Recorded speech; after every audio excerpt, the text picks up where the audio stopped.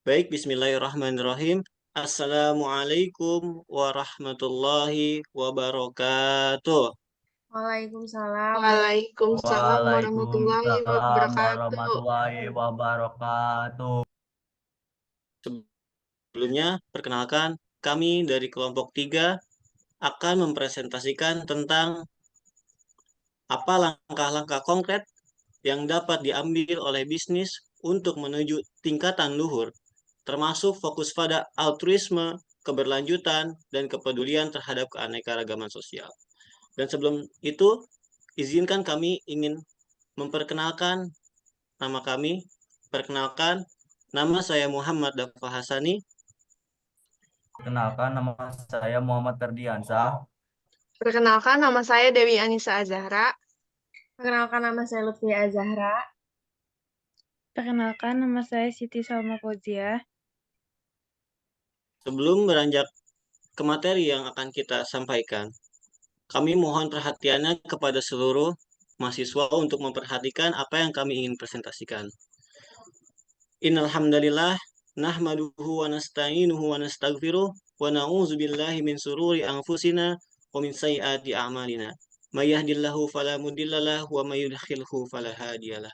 Asyhadu an la ilaha illallah wa asyhadu anna Muhammadan abduhu wa rasuluh. La nabiyya ba'da. Amma ba'du. Pertama-tama marilah kita panjatkan puja dan puji syukur kehadirat Allah Subhanahu wa taala yang telah memberi kita nikmat yang banyak, yaitu nikmat iman, Islam, jasmani dan rohani, sampai kita bisa berkumpul di tempat yang insya Allah diberkahi oleh Allah Subhanahu wa taala ini. Dan yang kedua, salawat beserta salam marilah kita sampaikan kepada baginda besar kita, baginda Nabi Muhammad Sallallahu Alaihi Wasallam, yang telah membawa kita dari zaman kegelapan dan sampai zaman terang benderang ini. Baik, untuk pendahuluan, saya akan membacakan yang tertera di atas ini adalah langkah-langkah konkret dalam mencapai tingkatan luhur dalam bisnis melibatkan fokus pada altruisme, keberlanjutan, dan kepedulian terhadap keanekaragaman sosial. Konsep ini didasarkan pada pemahaman bahwa bisnis yang memiliki peran sosial dan tanggung jawab yang lebih besar daripada hanya mencari keuntungan finansial semata. Dalam pemaparan ini akan dijelaskan bagaimana bisnis dapat mengintegrasikan nilai-nilai tersebut ke dalam praktik mereka dengan tujuan menciptakan dampak positif dan pembangunan berkelanjutan dalam masyarakat. Lanjut. Nah, di sini ada yang dinamakan yaitu adalah altruisme sebagai nilai inti bisnis. Apa itu altruisme? Altruisme sebagai nilai inti bisnis yang mengarah pada perlunya memprioritaskan kepentingan orang lain di atas kepentingan diri sendiri. Dalam konteks bisnis, nilai ini dapat diterapkan dengan memastikan bahwa segala keputusan dan tindakan bisnis mempertimbangkan dampaknya terhadap karyawan, pelanggan, komunitas lokal, dan lingkungan. Altruisme juga mencakup kesadaran akan kesejahteraan masyarakat secara luas dan pengambilan tindakan yang bertujuan untuk meningkatkan kondisi sosial, ekonomi, dan lingkungan di sekitar bisnis.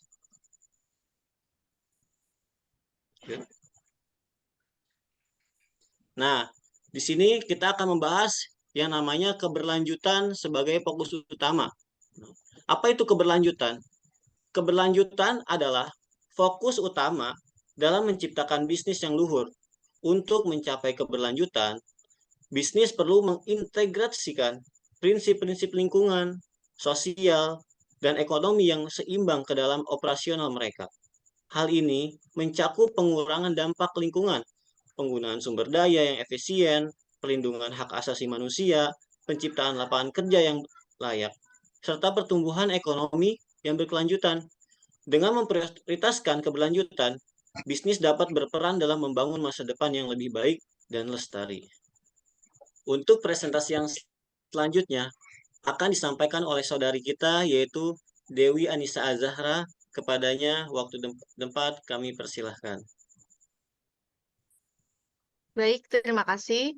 Eh, saya akan lanjutkan apa yang sudah disampaikan oleh Saudara Dava. Kepedulian terhadap keanekaragaman sosial sebagai tanggung jawab bisnis. Apa sih kepedulian itu? Kepedulian terhadap keanekaragaman sosial menjadi tanggung jawab bisnis dalam mencapai tingkatan luhur. Hal ini melibatkan pengakuan dan penghargaan terhadap keberagaman dalam masyarakat, termasuk keberagaman budaya, etnis, agama, dan latar belakang sosial. Bisnis harus mendorong inklusi serta memastikan kesetaraan dan keadilan dalam tempat kerja mereka. Dengan menciptakan lingkungan yang inklusif, bisnis dapat memanfaatkan berbagai perspektif dan pengalaman untuk inovasi yang lebih baik, serta kontribusi yang positif terhadap masyarakat secara luas. Di sini ada langkah-langkah konkret. Membangun budaya altruisme di lingkungan kerja. Yang pertama, meningkatkan kolaborasi antar karyawan. Penting dalam membangun budaya kerja yang berkelanjutan. Kolaborasi dapat ditingkatkan melalui pembentukan tim kerja yang terdiri dari anggota dengan latar belakang dan keahlian yang berbeda, sehingga dapat saling melengkapi. Yang kedua, menghargai dan mendukung kesejahteraan karyawan. Langkah penting dalam membangun budaya kerja berkelanjutan. Hal ini dapat dilakukan dengan menyediakan fasilitas dan program kesejahteraan yang memenuhi kebutuhan karyawan seperti program kesehatan, cuti yang fleksibel, dan kesempatan pengembangan karir. Lanjut. Yang ketiga, mendorong keterbukaan komunikasi yang efektif. Merupakan salah satu aspek penting dalam membangun budaya kerja berkelanjutan. Hal ini dapat dilakukan dengan menciptakan lingkungan yang mendukung kolaborasi dan berbagi informasi antar karyawan. Ada mengintegrasikan prinsip keberlanjutan dalam operasional bisnis. Selanjutnya, dilanjutkan oleh Saudari Salma. Mengapa keberlanjutan penting dalam operasional bisnis? Keberlanjutan dalam operasional bisnis sangat penting karena memiliki dampak yang signifikan terhadap lingkungan, masyarakat, dan keberlanjutan ekonomi. Dengan mengintegrasikan prinsip keberlanjutan dalam operasional bisnis, perusahaan dapat mengurangi dampak negatif terhadap lingkungan seperti populasi air dan udara, penggunaan sumber daya yang berlebihan, dan perusakan habitat alam. Selanjutnya ada prinsip keberlanjutan dalam manajemen sumber daya. Prinsip keberlanjutan dalam manajemen sumber daya mengacu pada pendekatan yang memastikan pengelolaan sumber daya manusia, alam, dan finansial dilakukan dengan memperhatikan keberlanjutan jangka panjang. Prinsip ini mengakui bahwa sumber daya merupakan aset berharga yang harus dikelola dengan bijaksana agar dapat memenuhi kebutuhan generasi sekarang tanpa mengorbankan kemampuan generasi mendatang untuk memenuhi kebutuhan mereka sendiri. Beberapa prinsip keberlanjutan dalam manajemen sumber daya meliputi 1. Pertimbangan lingkungan. 2. Efisiensi. 3. Pemulihan dan daur ulang. 4. Keadilan sosial. 5. Pendekatan jangka panjang. 6. Keterlibatan stakeholder. 7. Inovasi berkelanjutan. 8. Transparansi dan akuntabilitas. Selanjutnya ada manfaat keberlanjutan bagi bisnis. Berikut adalah manfaat bagi bisnis dalam mengintegrasikan prinsip keberlanjutan dalam operasional mereka. Yang pertama ada efisiensi operasional, kedua peningkatan produktivitas, ketiga reduksi resiko bisnis, keempat akses ke pasar yang lebih luas, kelima penghematan biaya jangka panjang, 6 keunggulan kompetitif, 7 akses ke modal dan investasi, ke-8 meningkatkan keterlibatan karyawan. Oke, selanjutnya yaitu mendorong inklusi dan keadilan sosial dalam praktek bisnis. Yang pertama yaitu pentingnya inklusi dan keadilan sosial dalam praktek bisnis karena menciptakan lingkungan yang adil bagi semua pemangku kepentingan, termasuk karyawan, konsumen, dan komunitas di sekitar perusahaan. Inklusi memastikan bahwa semua individu, termasuk mereka dari latar belakang yang berbeda, memiliki akses yang setara terhadap kesempatan dan sumber daya dalam konteks bisnis.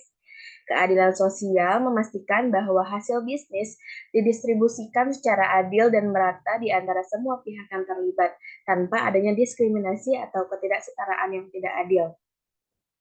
Kalau yang kedua, yaitu faktor-faktor yang mempengaruhi inklusi dan keadilan sosial.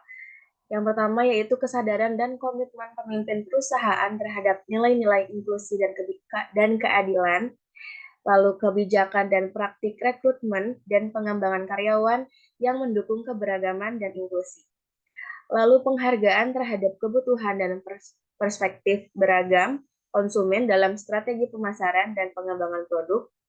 Dan yang terakhir yaitu keterlibatan aktif dalam upaya keadilan sosial di komunitas tempat perusahaan beroperasi. Dan yang ketiga yaitu strategi mendorong inklusi dan keadilan sosial dalam praktik bisnis, yaitu implementasi kebijakan dan program inklusi yang mencakup rekrutmen, latihan, dan promosi yang adil. Lalu pengembangan kemitraan dengan organisasi dan inisiatif yang memperjuangkan keadilan sosial di tingkat lokal, nasional, dan global. Dan pengukuran pelaporan kinerja perusahaan dalam mencapai tujuan inklusi dan keadilan sosial. Dan yang terakhir yaitu mendukung inovasi produk dan layanan yang mencerminkan kebutuhan beragam konsumen dan memberikan manfaat sosial yang lebih luas. Oke, selanjutnya yang keempat ada manfaat dari praktek bisnis yang inklusif dan adil.